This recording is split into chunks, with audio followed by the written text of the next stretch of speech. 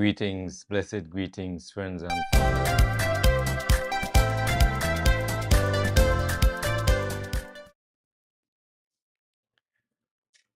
Good night to each and every one of you out there on Facebook land.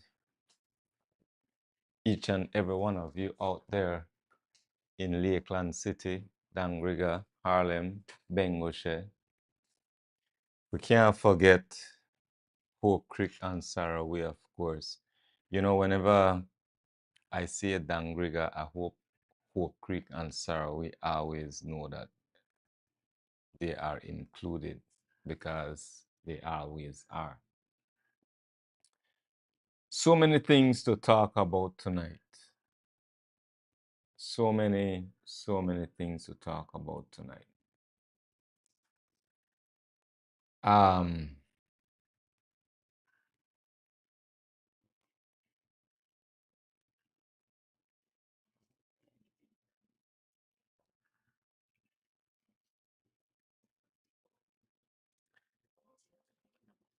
so I watched the news tonight, and even before the news earlier today, we had some very interesting situations popping up on Facebook. Last episode of Dangriga Unmuted, if you guys had joined on, you will know that I talked about the Belizean ads on the main street and on the bridge, on the main bridge. I also talked about the rude boy nude poster at a location right on the main street of Dangriga.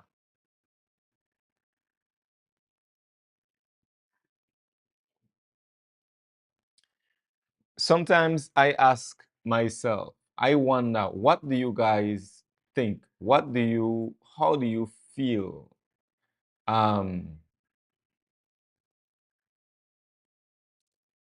People come online, they tune into a certain talk show, podcast, their favorite weekly show, scroll social media, and we listen, we tune in. If we hear something we tickle with ears, we keep, hanging out, which is normal for everybody.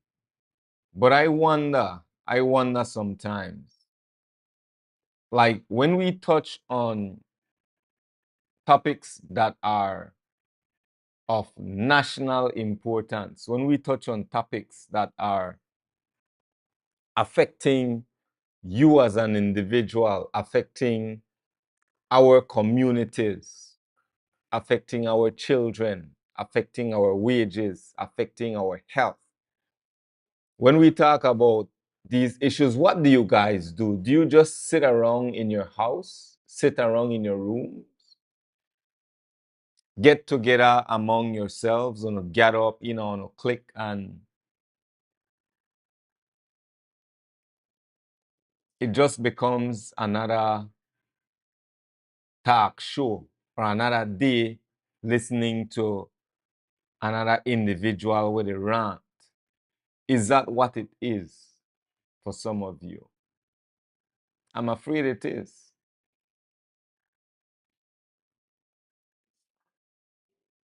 It seems it is part of our culture. It's just it's what we have gotten accustomed to.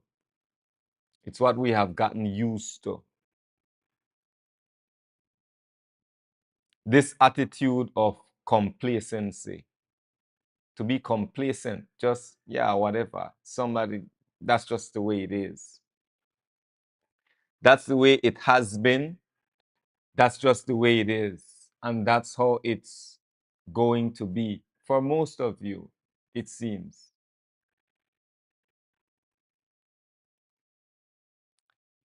Things will never change if we do nothing about it. Things will never change. if we expect that the leaders that we have today will change it for the better for us.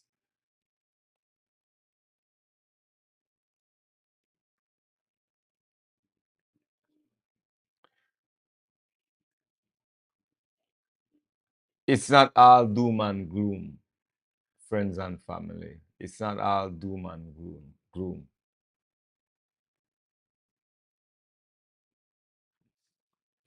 Today, the Prime Minister said something that really caused me to his address to the nation. Prime Minister Briceño says most Belizeans who want job have job.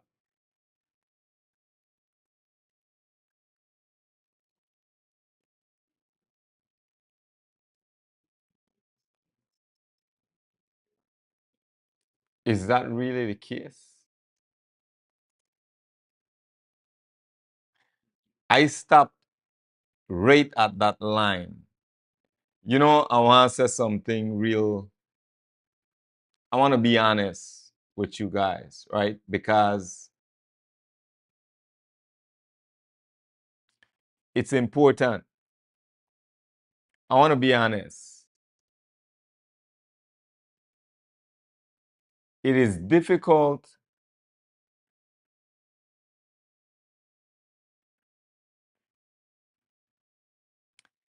It is difficult not to call out these things because I like every day it make I wonder if that me want the cities sometimes. The things that our leaders say, the the way they behave, is this really true that most Belizeans who want job have a job? We have so many people that Dangriga right now we can't find job throughout this country.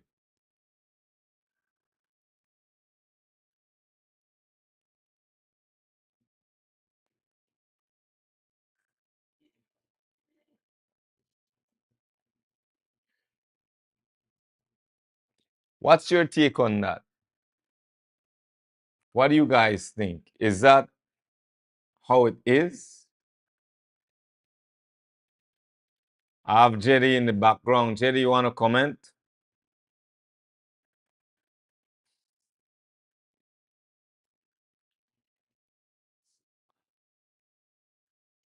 You're not live. Would you like to comment?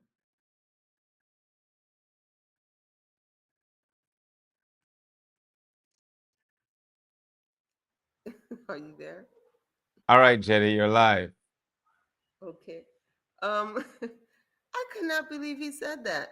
That blew my. I said, "This cat is crazy." You know, they should keep him out, away from cameras and out of the media because he really makes it apparent that this government is a joke. And I don't mean to insult anybody. No one more says more than I do how brilliant and talented Belizeans are as a general population, right? So I don't mean this to slight anybody because they are some super sharp people, in all areas of life here in Belize. But I don't know how in the world you have managed to elect either they are the stupidest group of some of Belize's finest, or they think you are just all stupid. Because how you gonna say something like that? It's a national address. The people that don't have jobs are listening to you, sir. They're listening. Who are you talking to? So yeah, but he said another thing. And actually, brother, I did actually listen to all of it, right? And none of it was any more impressive than that. But one thing that he did say that was, I would say, just as troubling and this is coming from me as a quote unquote foreigner. His last line was Belize forever, Belize for all. Now, I, as a foreigner, I'm not trying to block the doors for anybody or anything like that. Okay. I love your beautiful open immigration policy that lets us come and get used to the place and figure out if we want to stay and all that fancy stuff. It's great. But Belize for all? Like, what about Belize for Belizeans? You can't you can't have I'm sorry. You can't have a giveaway. You're giving food away to the poor, but you haven't fed your kids. You know, So it's crazy. yeah, that's I would have to go back, listen to it, and here's the thing, right? Here's what I would like to say about that and other things when it comes to the way we are governed. I have become somewhat kind of numb, numb to, I'm not surprised anymore. Like, it's no longer,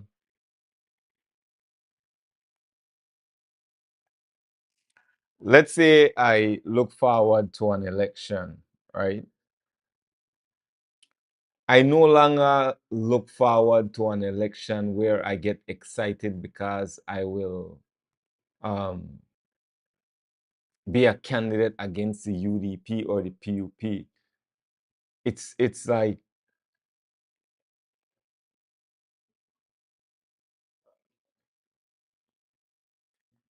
why do we fear these people so much? Why do we give them too much respect?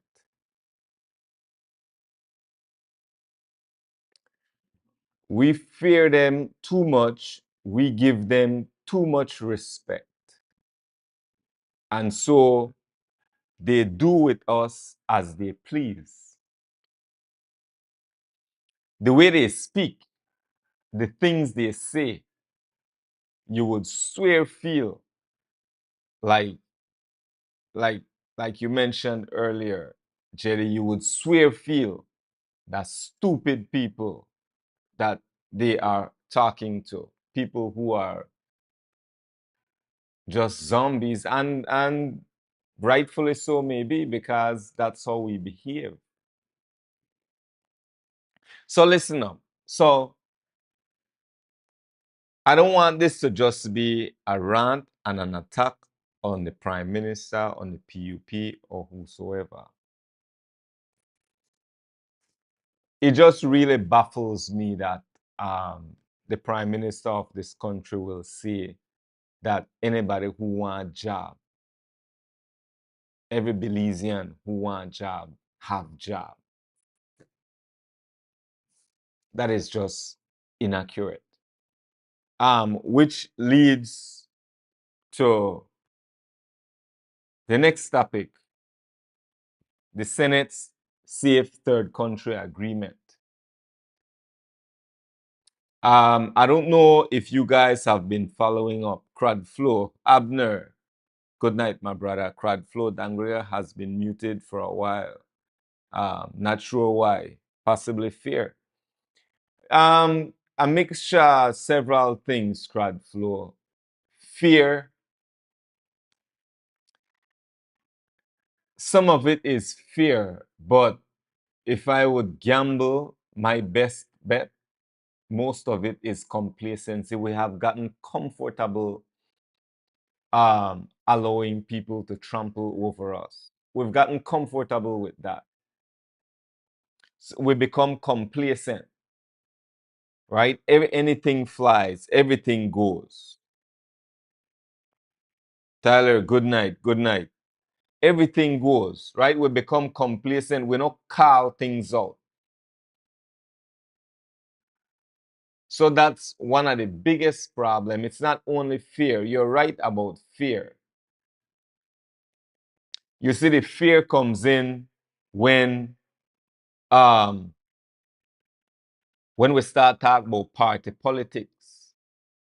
people who committed to their party, so they feel obligated to go left or not to go right or to stay in this lane. So that where the fear would come in. But for the rest, on the outside of, they don't care about what's happening politically, who is who's in, who's out, which that the majority, they could care less. They don't care. So we have to figure out a way how to, one, inform, educate our community, build awareness. We have to find ways how to stimulate our economy, how to bring in more jobs for our people, which is something I personally, with a handful of other people by my side, we're working on to figure out how we could bring jobs to our own people, how we could be the ones that will benefit first from our natural resources.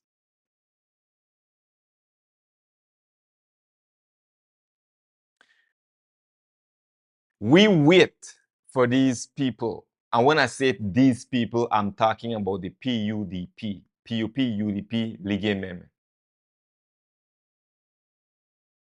We wait on them to give us orders, marching orders, to give us instructions. We have to wait for the top. We have to let them choose us, tell us which one are we.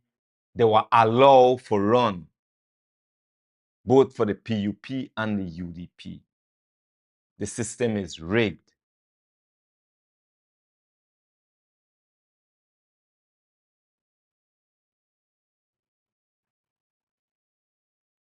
So if you are going to get into the system,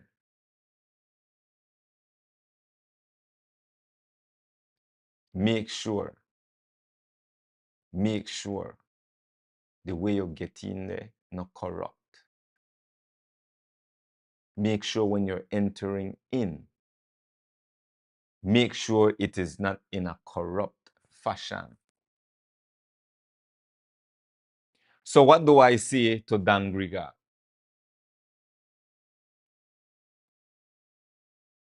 We have to slowly drift away from this PUDP system. I know it is difficult for some of you, but think about what it has done for you for the past 4 decades.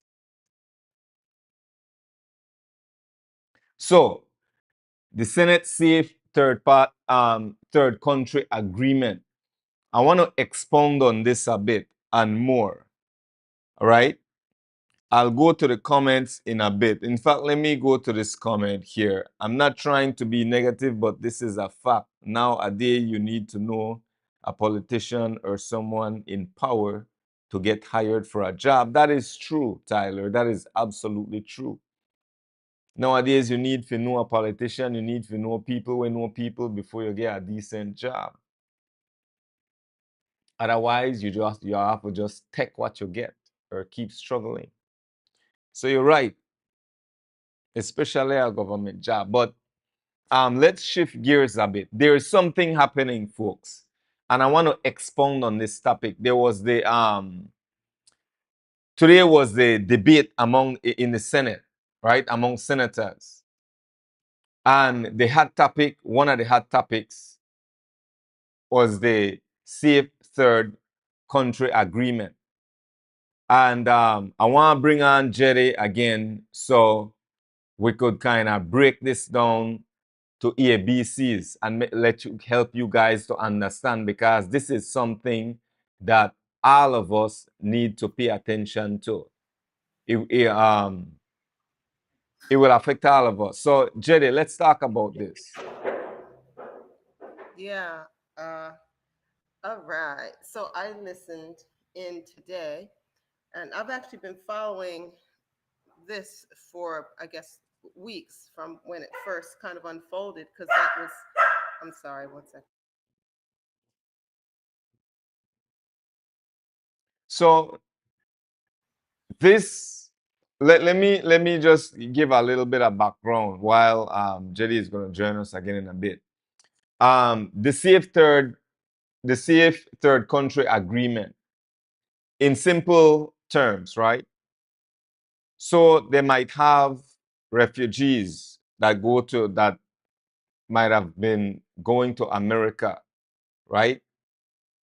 And instead of them going to America, America is going to strike a deal with Belize and say, okay, you could take these people for us, right? There are so many. Are you ready, Jetty? Yeah, I'm here. Sorry about that. All right, go ahead. You were saying.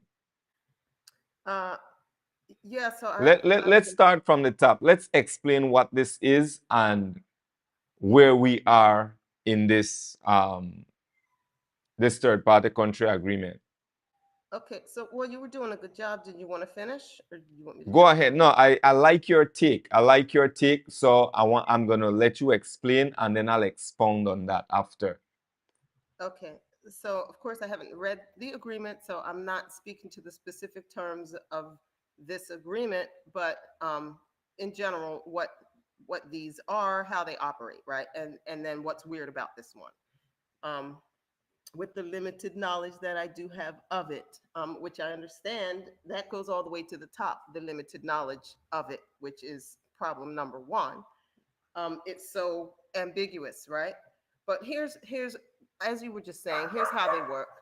Um, a country accepts someone as a refugee, they're being persecuted or not protected by their government or something like that. So they go to a next country, wherever they can get to, and they say, hey, will you protect us, or can we, be here until the situation stabilizes or forever, right? We need protection. And those countries say, yes, that's great. Now, for the record, the United States has positioned itself to be the refuge of the world, right? You read the plaque at the Statue of Liberty, give us your tired, your whatever, you're sad, you're wounded, you're broken masses, yearning to live free, or whatever it is, right? So, okay, great. So, what happens is when a nation takes refugees and it's not an ideal situation, they will often relocate those refugees to another location that within the international network of nations that are cooperating with making sure that refugees are safe places. Okay, so Belize is within the nations that are doing that, and that's wonderful, beautiful. And it's not uncommon for nations, like I said, to send refugees to other nations. um, but what doesn't make any sense is why I could see certain special circumstances that may call for an occasional, um, I don't have a better word, offloading of a refugee or a group of refugees to one nation. But to open up a deal like this, where it's like, look, we're we're not gonna.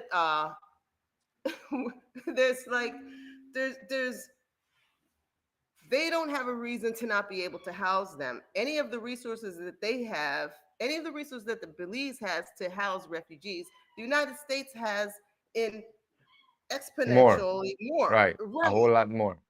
right. So then it's like, okay, why would you be sending these people here? Now, the thing that was strange about it when it all first broke was that they were specifically going to send people from Israel. And it was right after Belize had taken a stand against Israel at the UN, their little shindig that they had a few weeks ago. Mm-hmm. Many nations stood in solidarity against, the genocide that's going on over there. And so it was within even, I would say probably even a week of that this was put on the table, which creates a weird conflict of interest, right? Because how are you now providing special refugee services as a third nation to this nation that you've just made it clear that you have opposing interests in terms of the geopolitical scene, right? So that's weird. Um, and then the other thing that's uh, weird about it is the way that they're presenting that it has to be ratified in order for the things that are questionable or unclear or ambiguous to be cleared up. So it's like saying to you, okay, we're going to enter into a contract. We're going to draw up a loose version of the contract. We're not really going to fill in the details now, but once you sign the contract, then we'll sit down and iron out the details. That's just not how that Yeah, works. that's a concern of mine as well. And just again to give the Reader's Digest. Yeah. So this folks,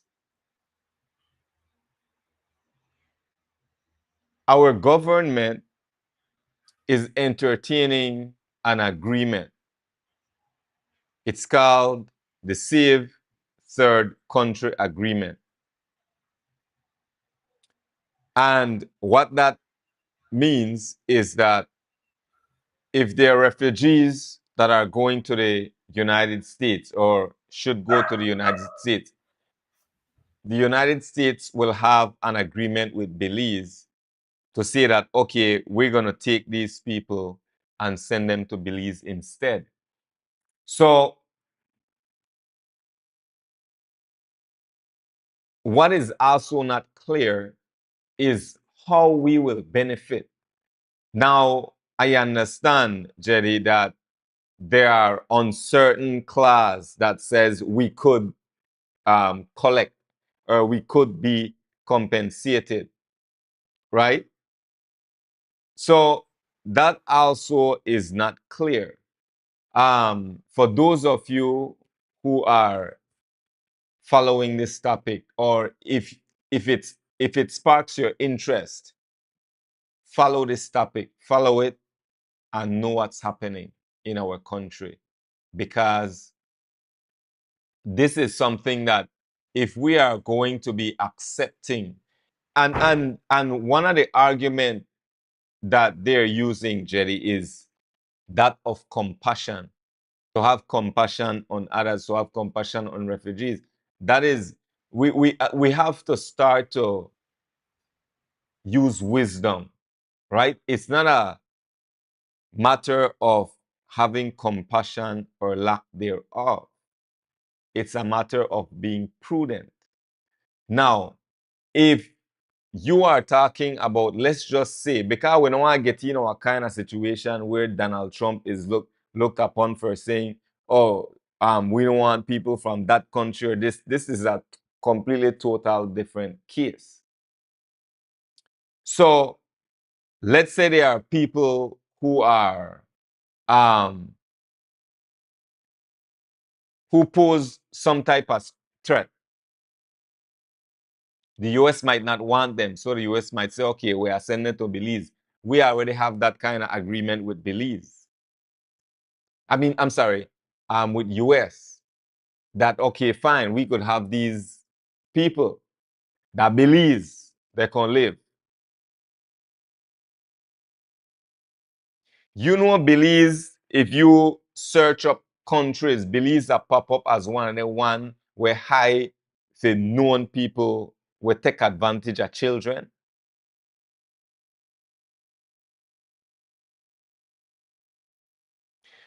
Why do you, a dear friend just said this to me, why do you think in the Corozal, in the Bay Area, in certain areas, they refer to it as retirement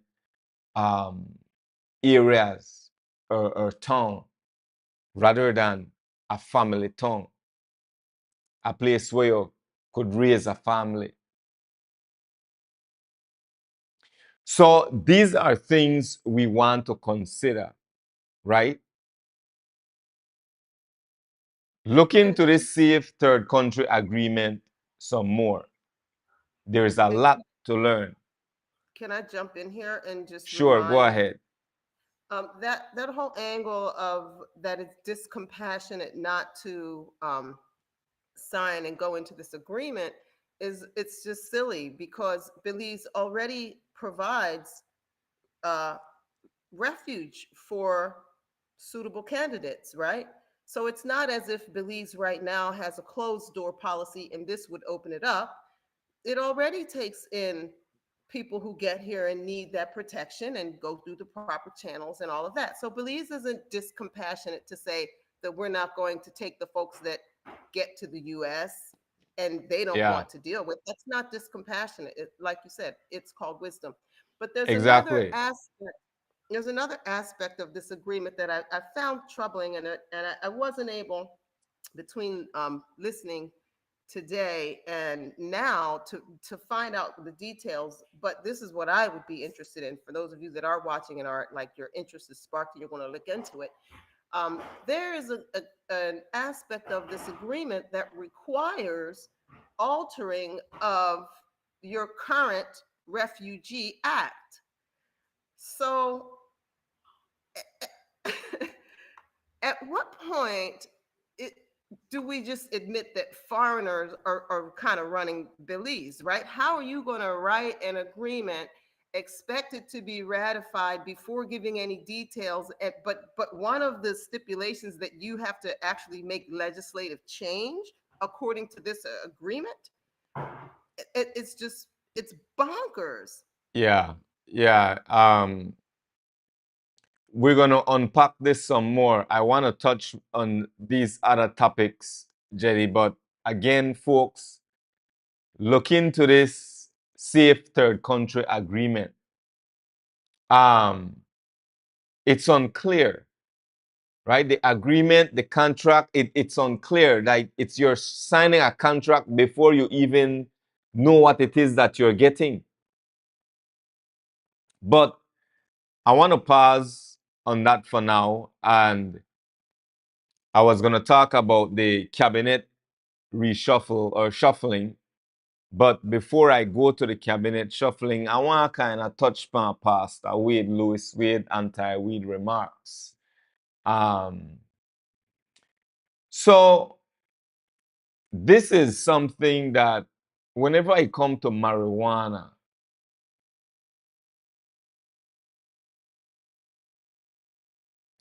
a lot of people start to talk out of lack of knowledge. A lot of people start talk out of culture, out of emotions.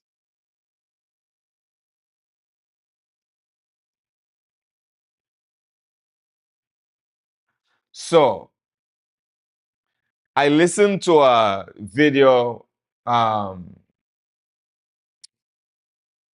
that Pastor Wade was explaining his case, right?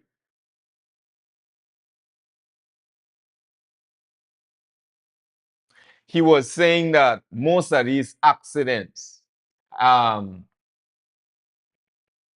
I'm paraphrasing, was because of a mixture of alcohol and marijuana. He also mentioned something about um, marijuana being laced with XYZ, whatever. That could be true. Now, for anything that you use, I'm not here to knock or to promote the use of marijuana. I could care less what people do. They will still do it, no matter if they legalize it or not. It's just a matter of what they criminalize and how forceful they are with the laws or with the rules and regulations. So I could really care less who smoke and who not smoke. But we want to look at this situation not because of what we have heard, not because of what our culture tells us. Let's look at the facts. Anything that you consume, anything that you use, you have to use in moderation. Not only that, some people will abuse. Food is something that is killing a lot of people right now. Food. Because we have no control. We just eat, eat, eat. And no matter what we eat and when we eat it, we just have to eat, right? People abuse food, alcohol, liquor. It amazes me that we are not as strict and mindful and as concerned about alcohol as we are when it comes to marijuana. That bugs me out.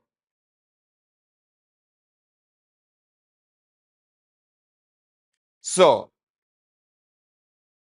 I'm not for nor against marijuana. What I am for, though, is this.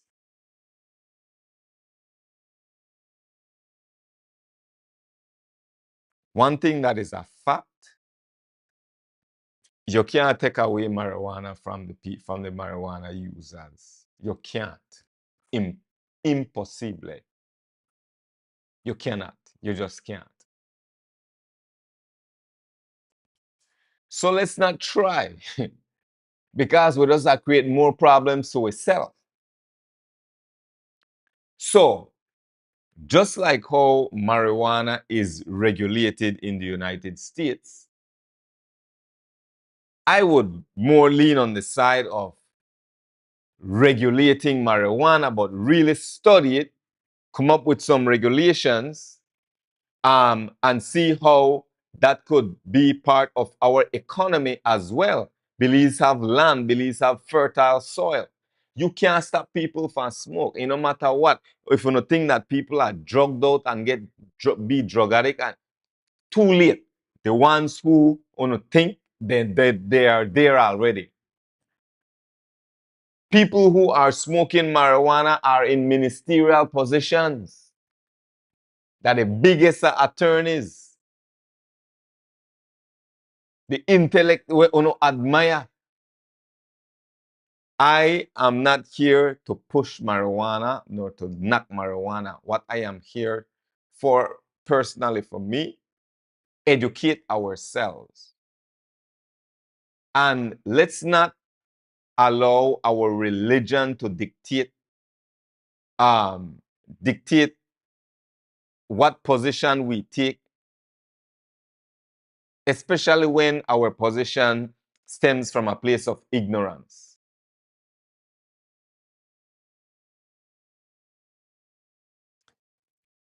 Let me read Cradflow's comment, and then Jerry, I'll have you jump in. The best way to answer this marijuana alcohol issue is to test their blood levels, and that will give you factual numbers in regards to your motor vehicle accidents. Let me go ahead, Jerry. Yeah, so before I came to Belize, I lived in Boulder County, Colorado. Colorado was one of the first states in the US to legalize herb, and it was legal when I was there. And it completely destroys all of these ignorant narratives about who smokes marijuana and what life for marijuana users is like, and what life for the people around them is like. Because Boulder Valley is one of the wealthiest and most successful counties, Boulder County, in the United States, right?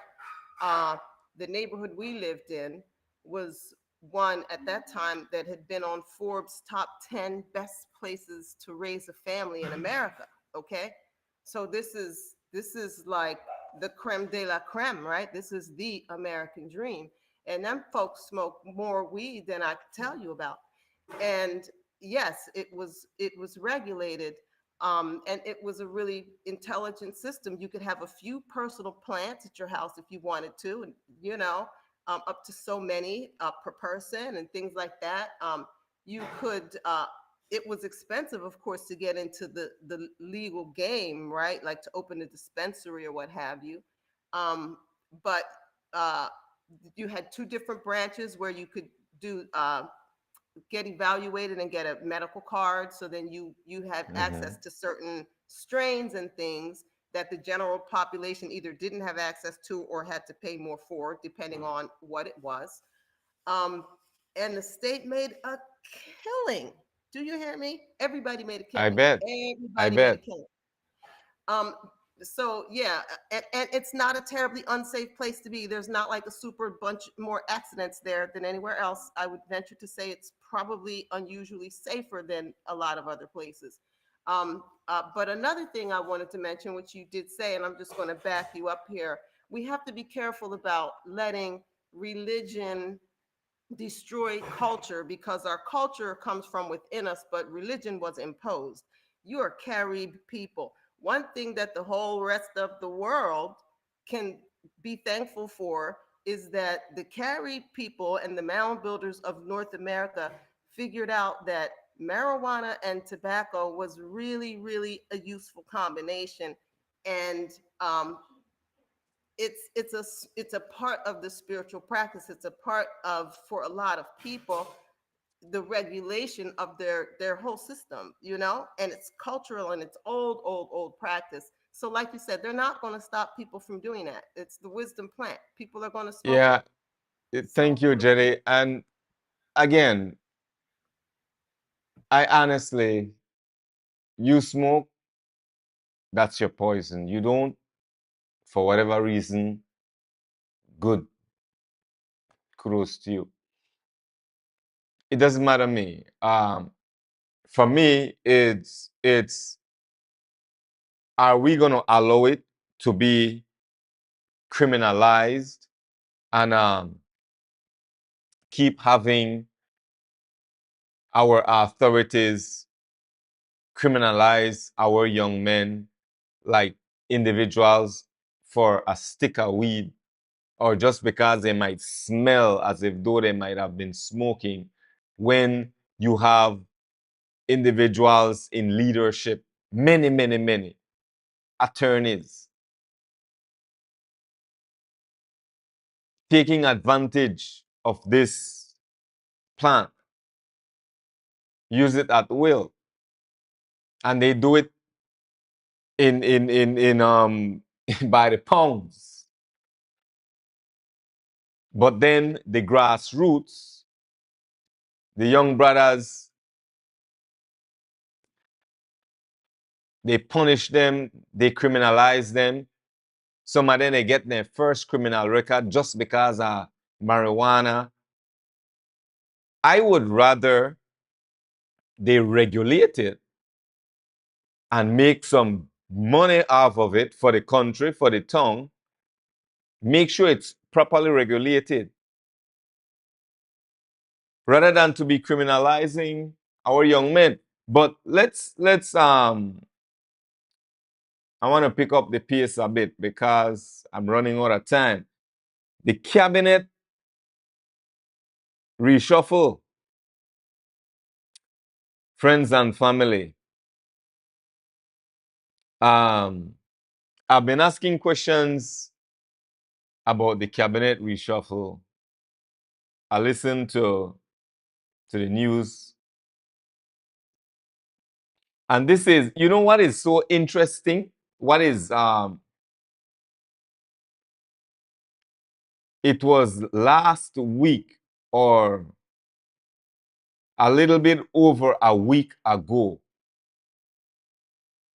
when I saw, and I saved this video, when I saw Henry Charles um,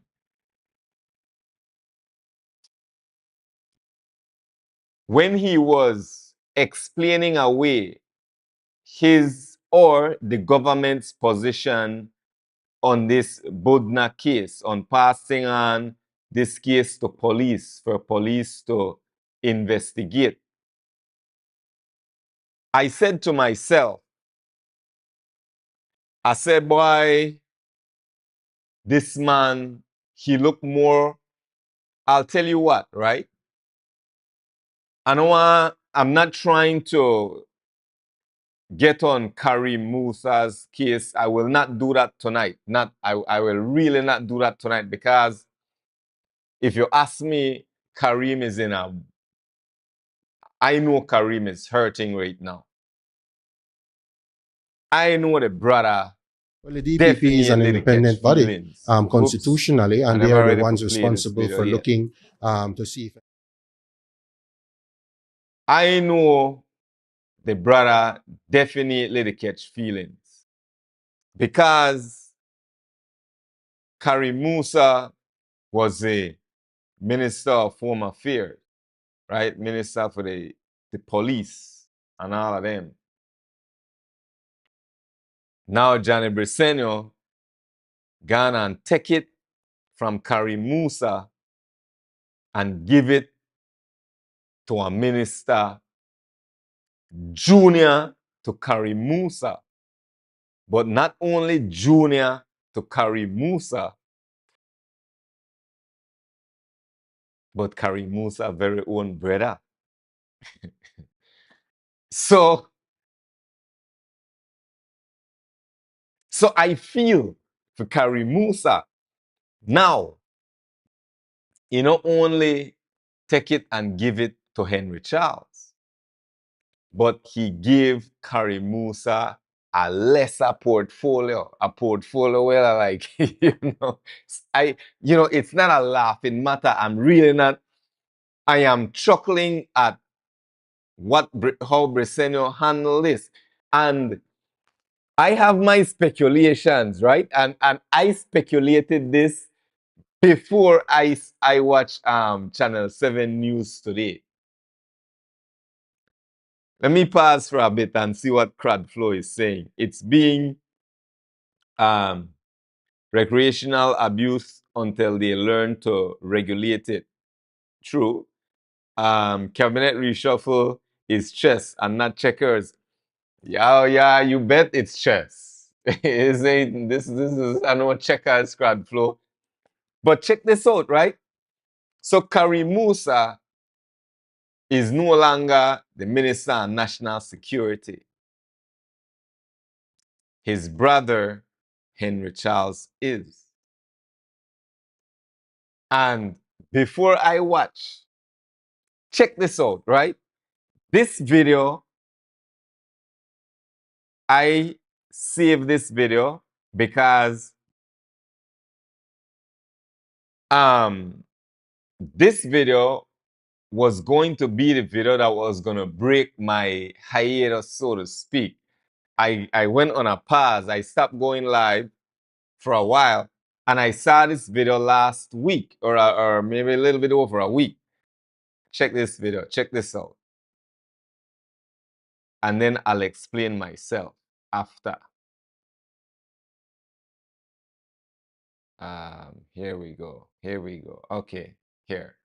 Well, the DPP is an independent body constitutionally, and they are the ones responsible for looking to see if any charges should be filed in terms of any incident that happens. So I think that the media has to understand, yes, the DPP is the body that would have ultimately gotten this report, been able to file charges if the DPP feels that charges should be filed. You have to remember too that I think that there's a misunderstanding in terms of independent investigation. We don't have that in our laws. It's not like we could just appoint some kind of independent prosecutor to look at this. That's not what is in our laws. We have had discussions at the cabinet level to look to see if we want to move towards something similar to what Jamaica recently did in terms of implementing an agency that would be able to carry out a type of independent investigation. But I think a lot of times we see what happens in other countries, especially in the US, and we think that that can happen here in Belize as well. Right now, the police are authorized or legislated to carry out investigations. You can also have the ombudsman carrying out limited investigations if the Prime Minister appoints a commission of inquiry, or if the Senate has a Senate special select inquiry. Those are the types of investigations that can happen.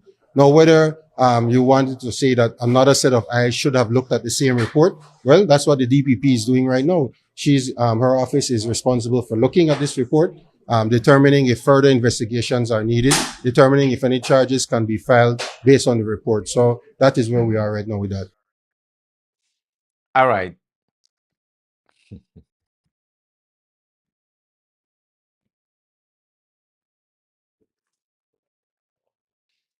So that was a week ago. Tomorrow is going to make it a week, actually. I looked at the date stamp and it says Wednesday.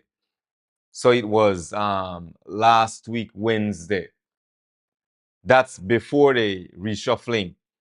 That's Henry Charles doing what Karim Musa should have done. That interview was more for Karim Musa. If you listen to the context, if you listen to what he's talking about.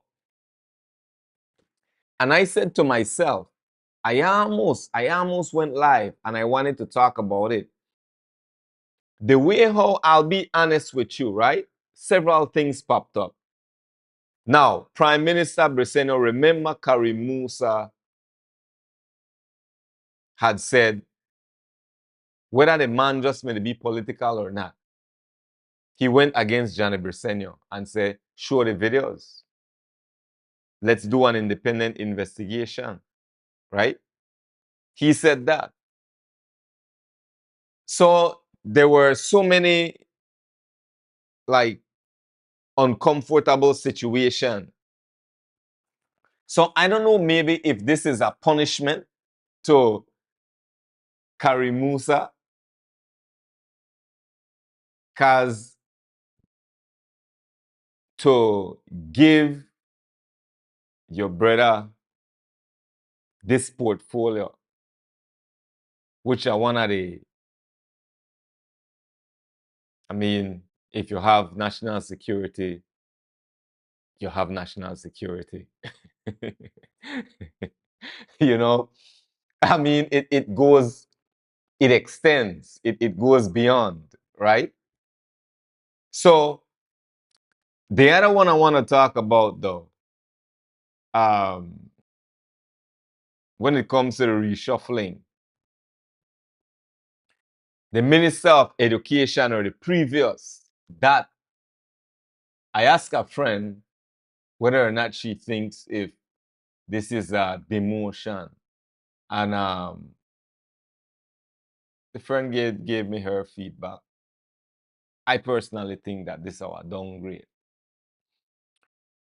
This also caused me to think about what BNTU had been going through. Minister Rekena, I've been told that this brother is a good man. He has a good heart. Now, this is my speculation. With all that was happening with BNTU and the negotiation and this happening, rarely you would see Minister, I want to make sure that I have this.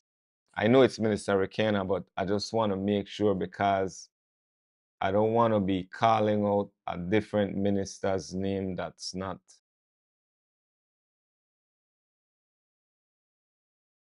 So here's the list for the cabinet reshuffle. Where is it? Where is it? Come on, come on. Come on. All right. I believe it's Minister Rekena. So with all this that was happening with BNTU, the negotiation, I would see him pop up every now and again. And I kept thinking, right, about what this people have said. They report on this man, how he's a good man. He's been a teacher. He's liked, he's loved. And now you're getting reports that, oh, he got to go. I don't know the details of why they believe he got to go, and maybe he probably did. But my part of my speculation is sometimes in politics, right? Based on our morals, based on our integrity, there might be certain things that he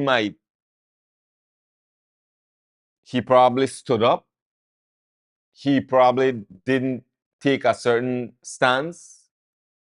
He probably wasn't a favorite, because to just take that portfolio from this man and give him something like way less, he really got demoted, right? So a lot happening, man. A lot happening with this whole reshuffling. Then Francis Fonseca, who now have education, if you look at his portfolio, there's a lot to be said about it. There's a lot to be said. Now, let me go to the next topic because we're running out of time. We have Belizean soldiers in Jamaica. What's the mission and who benefits? Jerry, you want to comment on that? Yes. 1 second. Let me go ahead. You're live. Okay, can you hear me? You all, please forgive. I have this rude little puppy in the background that keeps barking. I'm sorry about that. But yeah, so I wanted to talk about that because it struck me, right? A few things about it struck me. So the situation, in case people don't know, was there some Belizean soldiers doing some training in Jamaica, and they reported that they're not getting any relief from, like, disaster relief packages from Belize. And I'm sorry to laugh because it's not a laughing matter what everybody's dealing with, but I just, there's like a few levels of that that's just a little bit weird to me. And I don't know if it's me, but first of all, I don't understand why soldiers would be wanting that, because aren't soldiers already taken care of? So why would they need extra stuff on top of whatever they're already getting as soldiers, right? But then if they're the soldiers and they're in a disaster situation, you would think that they would go into assist mode, not in like, but what about our package mode? So it's just really weird. But then the other thing that I didn't understand is, why are they training in Jamaica when people come to the Caribbean to train in the harsh climate that the Caribbean has, and they don't have that climate, right? But why would Yeah. you go from Belize and go train in Jamaica? The climate's similar enough that I didn't understand that. So I don't know. I just was wanting somebody to make some sense of it for me. It's not like a super pressing issue. And there is a next issue that I didn't get on our list that is more pressing, but that was just what that was. What's that other issue? The other issue is this silver palm situation. Mm-hmm. Yeah, I'm that's not like, I'm not informed. oh man. Okay, so I'm gonna bring it up right now, and I mean, it's not like it's gonna be done anytime soon. It's unfolding, but so I don't even know where it is. Somewhere here in Belize. I'm sorry, I don't have all the super details, but these people are someone mysteriously acquired all of these islands and somehow got permission to do some big, huge development, break the place up into hundreds of plots, right?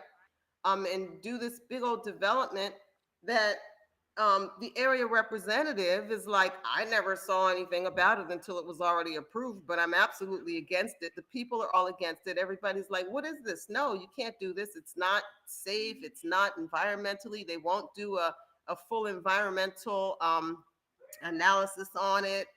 And it just blows my mind, because here you have the area rep that's like, yeah, no, I stand against it.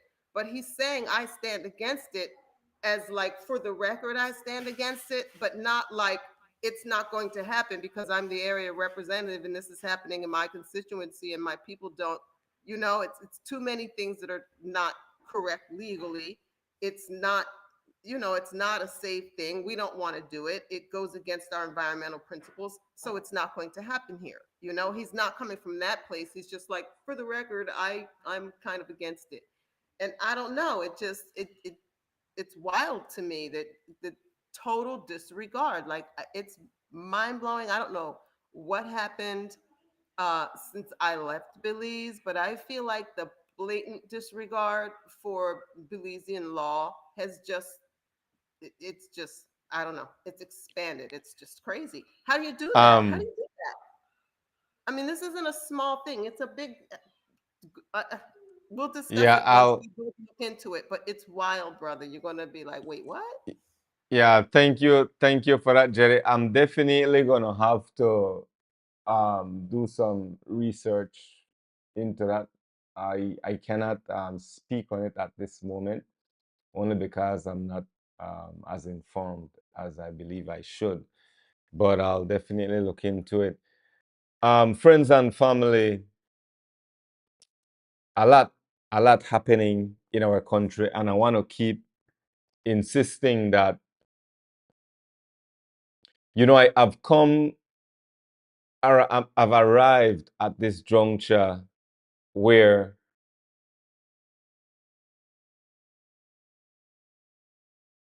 I know, finally, I know that we cannot solely depend on our government. And that goes for PUP and UDP. I'm not saying we're not going to demand our fair share. We're going to keep demanding our fair share. But we cannot solely depend on this government. The system, the two-party system, the PUP system, the UDP system, was never designed for us to win or for us to be the winners. It was designed for the few to win.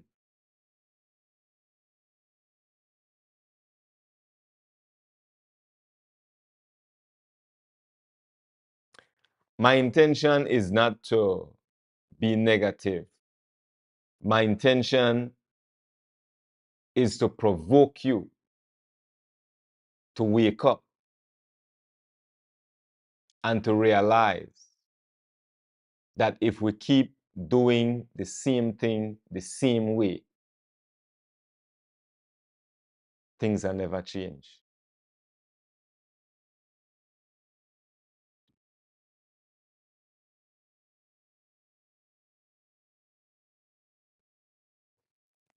It's a system. The parties are systems.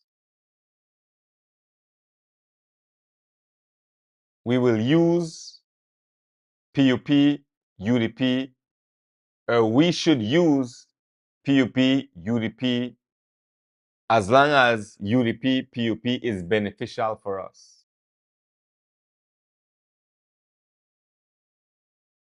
We should use the political parties as long as they are beneficial for us, as long as they are serving our best interest.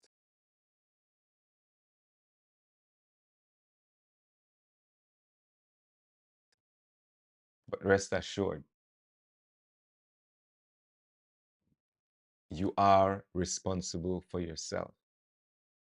Nobody will come and save you. Your children will live the way you are living if you don't stop this trend. You will likely live the way your mother, your parents are living if you don't stop this trend. Some of you young ladies, you're doing better. You insist that you will not follow in the path of your mother. Some of you young men, the same, you might be there saying you will not follow in the path of your father. You will do better. You will be better. For those of you who are still holding on strong to these two-party systems. I am not telling you to abandon your party. I am suggesting that you get used to following your conscience. Do what is right. Before I leave, I almost forgot NGC. Make a show them some love. All right, NGC is having an event, and we should all support if we can. National Garifuna Council Dangriga Branch and the Belize Chamber of Commerce and Industry presents Garifuna Culture Expo, honoring our history and embracing our traditions. Sunday, 16th November 2025 from 9 a.m. to 6 p.m. inside the Russell Chester Garcia Auditorium, Dangriga Town. Musical entertainment, cultural performances, exhibitions, businesses, vendors. For more information, contact Ms. Sharon Castillo at 626-1650, Miss Ifasina Efuniemi at 611-1474, or Miss Marsha Mejia at 673-0767. Garifuna Culture Expo, honoring our history and embracing our traditions.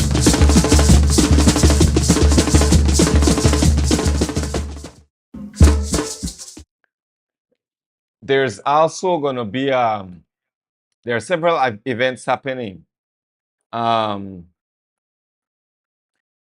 Gimme, Garifuna Youth Music Initiative, I believe. I think I have that correct. They're having a concert. Where is it? Also, let's see. Here it is. Hamalale Wasanigu. So let me save this and put it on the screen. Good night to each and every one of you. If you don't feel I'm going to ignore, I am not. I pay attention to the comments. Sometimes we get into these topics and you know, my brother get carried away sometimes. So just forgive me, brother. Don't worry. Miss Joyce, I see you popped up several times. So you been? How you been, my dear sister? Show me some love. Tell me something. Let me know you're alive. Let me know you're still there. I'm putting up this flyer on the screen. This is, friends, support these children, right? They're doing a great thing. Support these children. James Lovell, Miss Eleanor Bullock. Support. Did I send? Wait, hold on. Is that it? Garifuna Music and Dance. Voices of our children. Oh, no, that's, well, this is good too. Here's the one for Gimme. Here we go. Here we go. And while I'm doing this, for those of you online, if you guys have an event, you have something interesting to share, as long as you're not a major company or major business, I will definitely show you some love. Send me your info and I got you. All right, I got you. So here we go. I want to share this flyer as well. I put up there a flyer on the screen because these are initiatives that I promote as well, that I endorse, and I want to ask you guys to support these kids, support these children. So this one, it says Garifuna Youth Music Initiative. Yes, I got it right. Gimme. Garifuna Arts, Medicine and Education, GAME presents Garifuna Cultural Evening. Moving forward, honoring tradition, embracing change, strengthening identity. Is that the theme? I'm guessing. Epworth Methodist Church, Dangriga, Belize. Donation, adults $5, children free. It's from 6 p.m. to 7:30, and I think they have on Saturday, November 15th and Sunday, November 16th, just in case this is not big enough. So join them, friends, join them, give them, show them some love, support these kids. You know, I get on a time for get into all the major partying once 18th night come, the big people party. But in the meantime, please show these kids some love. I've seen them perform, and definitely these are the type of events, these are the type of initiatives that I would endorse. All right, so support these initiatives. Family and friends, I have come to the end. We have come to the end of our broadcast at 9:30. It's now 9:28. I have 2 more minutes. Usually, I give you guys the opportunity to call in. If any of you would like that opportunity, message in the next minute. We have 1 more minute before we close out. Jerry, I think we're good. I'm not missing anything. We're good in the hood. All right. Blessed evening to each and every one of you. I hope that you guys have a fantastic rest of your Tuesday night.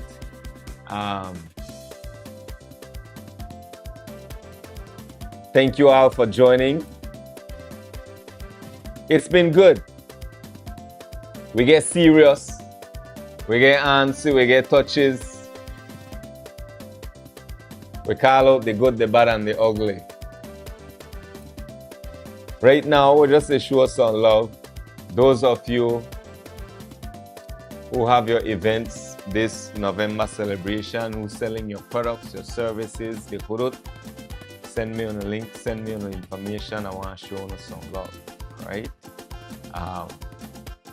I will not forget, Belizean. I'm asking you guys to take down that poster, take down that ad, or on a pay for it. You know, enough to just pass on beers and give liquor. We're people better than that. I'm humbly asking that you guys change that banner to something that reflects the Garifuna culture. If you refuse, if you don't want to do that, then let's negotiate. Put some money together where we could advance this culture. Put some money together where we could invest in our youths, in our kids. I've seen 2 of your banners, one on the main street, St. Vincent Street, and each post has 2 banners. And you have right on the big main bridge on both sides. I'm not trying to pick a fight with Belizean. I love my culture too much. I love my people too much.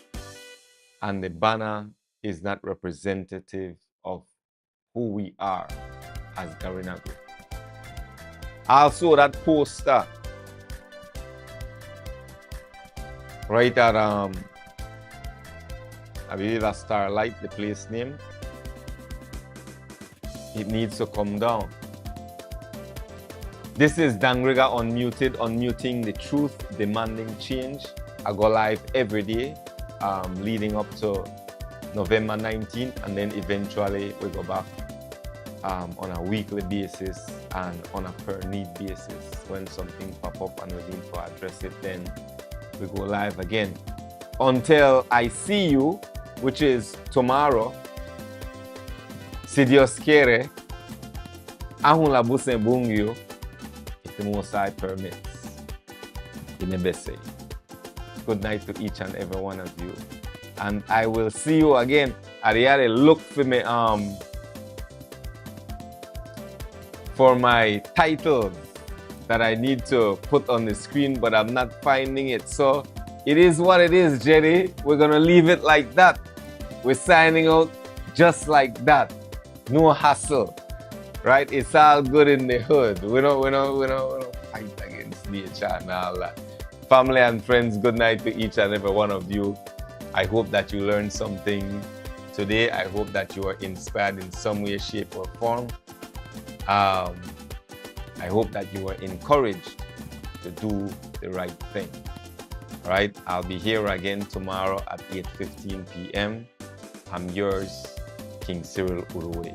Inebese.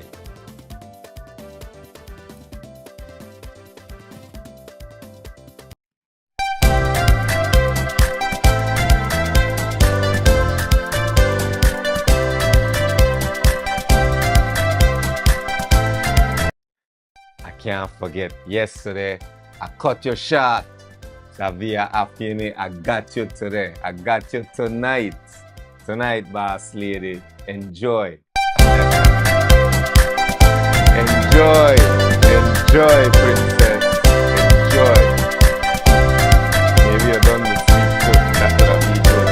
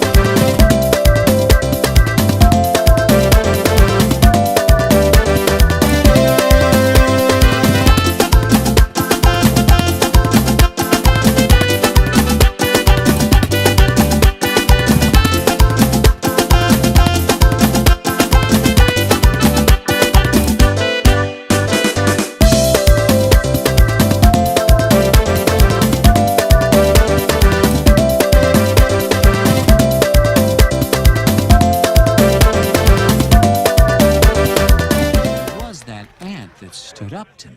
Yeah, but we can forget about him. Yeah, it was just one ant. One ant. Yeah, you're right. It's just one ant. Yeah, boss, they're puny. Puny? Say, let's pretend this grain is a puny little ant. Did that hurt? Nope. Well, how about this one? Are you kidding? Well, how about this?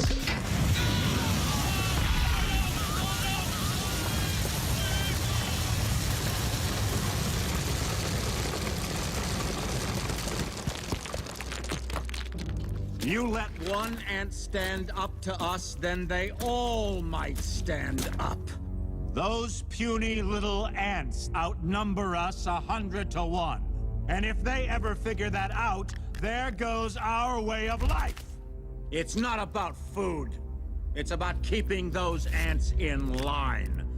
That's why we're going back. Does anybody else want to stay? There was that ant that stood up to me. Yeah, but we can forget about him. Yeah, it was just one ant. One ant. Yeah, you're right. It's just one ant. Yeah, boss, they're puny. Puny? Say, let's pretend this grain is a puny little ant.